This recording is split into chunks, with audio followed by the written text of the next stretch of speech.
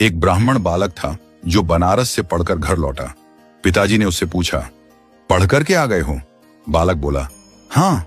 पिताजी बोले, तो बताओ पाप के बाप का नाम क्या है? ब्राह्मण बालक हैरान हो गया, किताबें खोल खोल कर देखने लगा।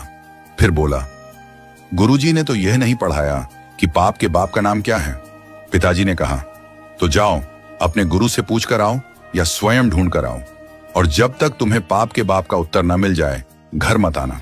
ब्राह्मण बालक बेचारा घूमता रहा, सबसे पूछता रहा, पर किसी से भी संतोषजनक उत्तर नहीं मिला। इसी खोज में वह एक सुंदर से घर में पहुंचा। बाहर गौ माता बैठी थी, तुलसी का पौधा लगा था।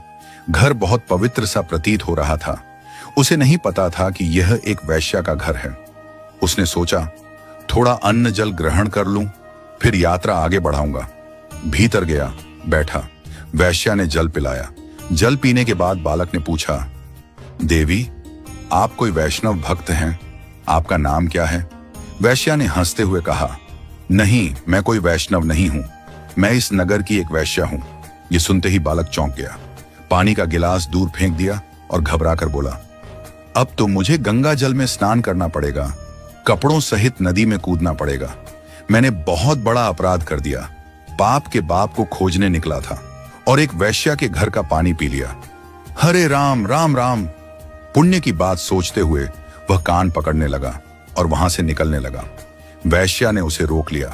मन में सोचा, यह बालक पाप के बाप को ढूंढ रहा है, ज्यादा दूर न जाने दूं, यहीं पर उत्तर दिला देती हूं।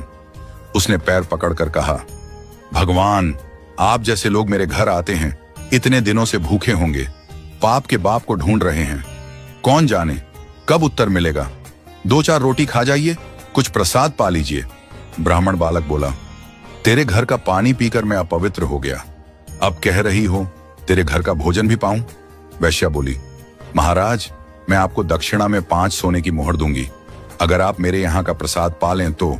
बालक सोचने लगा, पाप तो हो ही गया है, जनेऊ तो बदलना है, नदी में स्नान तो करना है, प्रायश्चित करना ही है, तो क्यों ना कुछ दक्षिणा भी ले लूं। 3-4 दिन तक बाहर रहूंगा, कुछ तो चाहिए ही। वैश्या ने रोटी बनाकर थाली में रख दी। बालक जैसे ही खाने बैठा, वैश्या ने उसका हाथ पकड़ लिया और बोली, महाराज, मेरा मन है कि मैं अपने हाथ से आपको खिला दूं, और यदि आप ऐसा करेंगे तो 5 की जगह 15 सोने की मोहर दक्षिणा में दूंगी। बालक ने कुछ सोचकर मुंह खोल दिया। ठीक है, खिला दो।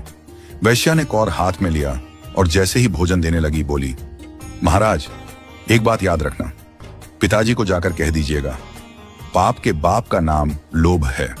फिर उसने आगे कहा, आप तो मेरे घर का जल पीना भी पसंद नहीं कर रहे थे, फिर मेरे हाथ की बनी रोटी कैसे खा ली?